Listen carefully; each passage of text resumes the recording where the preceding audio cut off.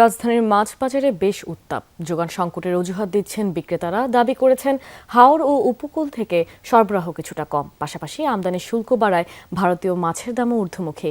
বাজার পরিস্থিতি পর্যবেক্ষণ করছেন অনেক আমদানিকারক। এদিকে সবজির বাজারে কিছুটা স্বস্তি ফিরেছে। 70-80 টাকায় মিলছে বেগুন, পটল। সিলন টি রপ্তানিতে শীর্ষে। রাজধানীর মাছের বাজারে অস্বস্তি কাটছে না। বেশিরভাগ চাষের মাছ বিক্রি হচ্ছে 400 থেকে 700 টাকা কেজিতে। পাবদা, রুই আর ছোট মাছের কেজি হাঁকা হচ্ছে 500 টাকা।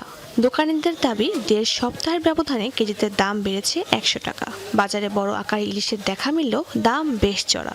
বাজার ঘুরি, দেখি কোনটা একটু সস্তায় পাই সেটা হয়তো কিনবো। আমাদের মতো মধ্যবিত্ত ফ্যামিলিদের এই বাজার এবং এই বাজারে মাছের দামের সাথে চলা খুবই কষ্টকর। পদ্মার মাছ 3200 টাকা কেজি, 1 কেজির উপরে।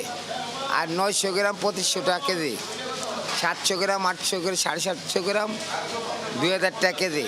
প্রস্তাবিত বাজেটে মাছ আমদানির উপর শুল্ক হার 46% থেকে বাড়িয়ে 70% করা হয়েছে। এর প্রভাব পড়েছে মাছের যোগানেও, বাড়ছে দাম। কিছু মাছ আছে বাংলাদেশে, মাছটা এখন ঢুকতেছে না, কম ঢুকছে। দেখি নাকি ভ্যাট বসাইছে বেশি, মাছের উপরে 60 টাকা 50 টাকা আরেকদারের কইতেছে, এই জন্য মাছের দাম একটু বাড়ছে। তবে সবজির বাজারে কিছুটা স্বস্তি ফিরছে। 60 থেকে 70 টাকায় মিলছে বেগুন, করলা, ঢেঁড়স, চিচিঙ্গা, লাউ ও পটল। পেঁপে বিক্রি হচ্ছে 30 থেকে 40 টাকা দরে। কাঁচামরিচের কেজি 120 টাকা।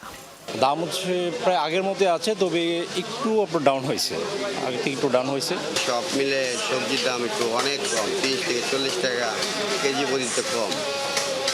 আর মালের অনেক আমদানি, যেগুলো আমদানি বেশি আছে অ্যাভেলেবল হচ্ছে এখন। এরপর আপনার এও চলে গ্রীষ্মকালীন না, সব ফল পাওয়া যাচ্ছে, কাঁচামালটা একটু কম খাচ্ছে। আগাম জাতের বাঁধাকপি ও ফুলকপি আসতে শুরু করেছে। প্রতি পিস বিক্রি হচ্ছে 70 থেকে 80 টাকায়। শাজদিন অন্তরা, যমুনা নিউজ, ঢাকা।